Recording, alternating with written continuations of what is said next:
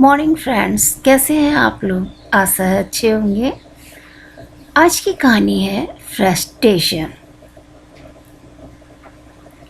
आज एक ही छत के नीचे बात करना मुश्किल होता जा रहा है।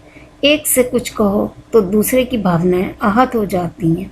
उन्हें तो पूरा परिवार देखना था। परिवार का अर्थ ही है तब तक है जब तक सही सलामत रहें, प्रेम से रहें, आपस में दिलों में गांठ न पड़े। परिवार और कोई अखाड़ा नहीं है जिसमें सही गलत के फैसले के लिए कुश्ती लड़ी जाए। जब सब एक हैं तो सही क्या गलत क्या, कोई भी तो 100% सही नहीं होता और न ही कोई 100% गलत होता है। इससे भी बढ़कर कहीं कभी कभी तो यह सही गलत की लड़ाई इंसान के भीतर से मार देती है, जिसका असर घरों में साफ दिखाई देता है। यही सब सोचते हुए अनिरुद्ध रात में सो नहीं पा रहा था और आखिर में रात के 2 बजे थे। उन्होंने मेल लिखा, अमित बेटा, पूरी दुनिया में बहुत मुश्किल दौर चल रहा है। ये बस कुछ महीने और हैं। इस समय किसी को कुछ भी समझ में नहीं आ रहा है कि क्या करे, कैसे करे। सभी के हाथ पैर बंधे हैं। बड़ी मुश्किल से लंबा सफ़र तय करके आज हम लोग और पूरा परिवार तुम्हारी मेहनत के कारण इतना तरक्की कर सका है कि तुम्हारी सोच और जिस तरह की ज़िंदगी की तुम कल्पना कर रहे हो वह बहुत बड़ी और अच्छी है। थोड़े समय में हम लोग वॉक सब हासिल कर लेंगे। अभी बस कुछ समय धैर्य की ज़रूरत है। हर इंसान वैसे ही बात सोचता है जैसे उसने देखा और समझा होता है। हम लोगों का समय मुश्किलों भरा रहा है, जिसमें थोड़े पैसे भी बड़े कीमती लगते थे। हम लोगों का अनुभव अपने दोस्तों और रिश्तेदारों को लेकर बहुत अच्छा नहीं रहा। बस समय ऐसा ही था जिसमें किसी से के पास संपन्नता नहीं थी। कहीं किसी को रुपए पैसे दिए तो वे वापस नहीं आए, इसलिए हम लोगों की सोच वैसी होती गई। तुमने देखा होगा कि इन्वेस्टमेंट में मैं कितना डरता हूँ। बेटा, उम्र के साथ पेरेंट्स कठोर हो जाते हैं। वे समय के साथ खुद को बदल नहीं पाते। माँ अनमोल होती है, वह घर की धुरी होती है। इसी से सब कुछ चलता है। वही घर बनाती है और सबको संभालती है। यही आज की बात नहीं है, पीढ़ियों से चल रहा है। वह जैसी है बिल्कुल वैसी ही होती है और उसी गुणों से घर बनता है। लेकिन हम जब लोग बड़े होते हैं तो इस परिवर्तन को समझ नहीं पाते। जैसे ही लंबा समय बीतता जाता है वैसे ही माँ को सबसे ज़्यादा सपोर्ट की ज़रूरत होती है और बहुत ज़्यादा प्यार और अपनेपन की भी।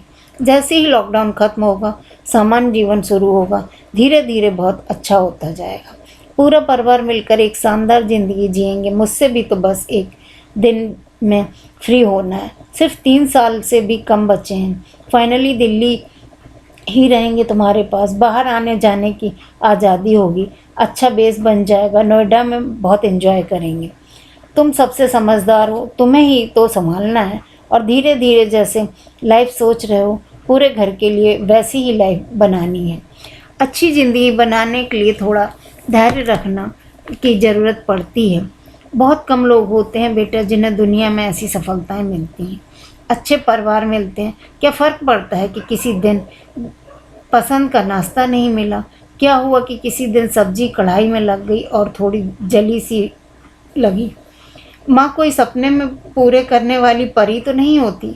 असल में तुम बच्चे माँ को पिता के नज़रिए से देखते हो, बस यही चूक हो जाती है। पिता तो अपने जीवन की सारी असफलता की भड़ास माँ पर ही निकालता है।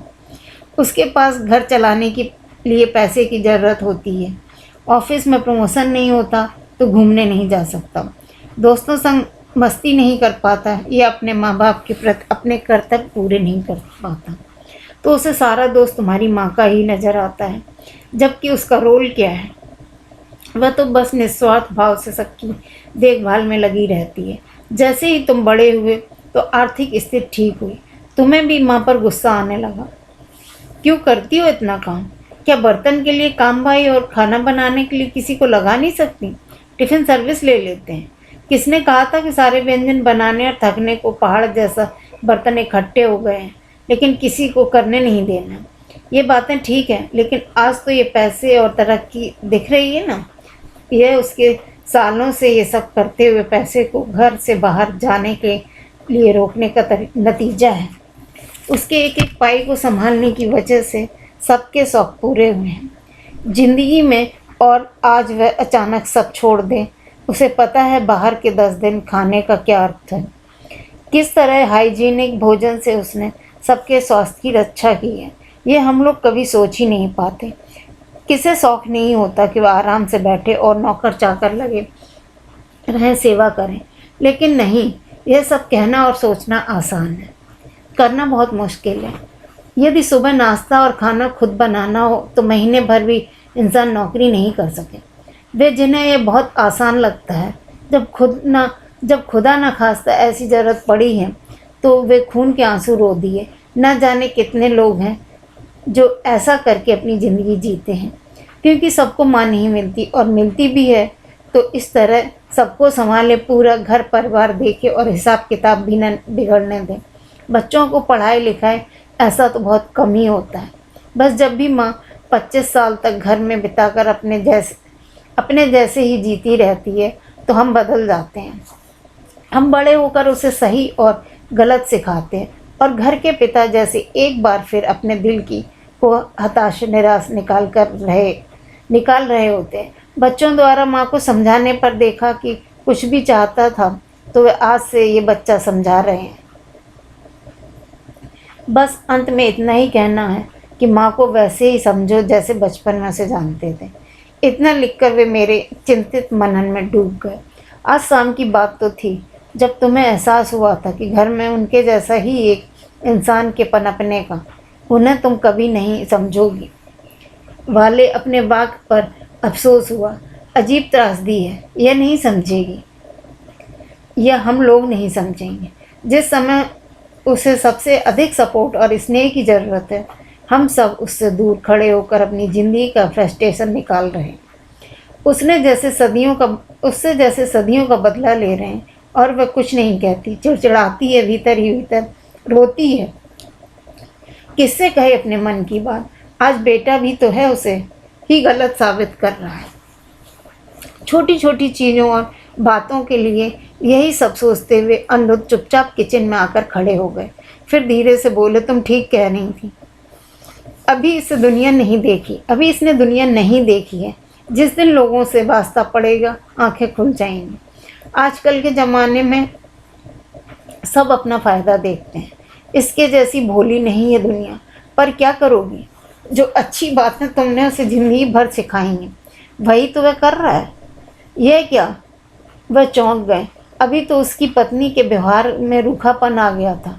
जो नेचर में गुस्सा भरी थी वह मिनटों में काफूर हो गई थी। वह खुश होते हुए बोली, सुनो ज़रा कुछ सामान ऑर्डर कर दो।